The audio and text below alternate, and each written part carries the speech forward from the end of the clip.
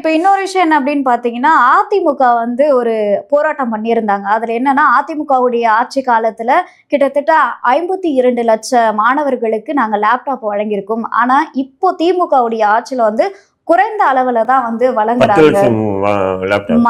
First 20 லட்சம் சொல்லியிருந்தாங்க. இப்ப அந்த 20 லட்சம் 10 லட்சம் லேப்டாப்பா வந்து குறைச்சிருக்காங்க.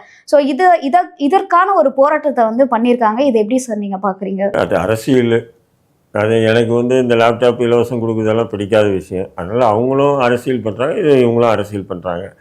அப்போ வந்து 25 லட்சம் எவ்வளோ அதிமுக? 52 லட்சம் 52 லேப்டாப். லட்சம். இவங்க 10 லட்சத்துக்கே வந்து பார்த்தீங்கன்னா, ஏதோ தீபாவளி, ஏதோ சந்தோஷம், மாணவர்கள் வெற்றி அப்படின்ற மாதிரி இவங்க அது மட்டும் கொண்டாடுறாங்க. இல்லாம கடந்த 4 ஆண்டுகளா குடுக்கல. இப்பதான் வந்து அதான் குடுக்குறாங்க. இப்போ தான் கொடுக்குறாங்க. அதுவும் என்ன சொல்கிறாங்கன்னு சொன்னால், இறுதி ஆண்டு படிக்கக்கூடிய மாணவர்கள் தான் கொடுப்பாங்களாம். முதலாம் ஆண்டு, 2ஆம் ஆண்டு மாணவர்களுக்கு இல்லையா? புரியுதுங்களா?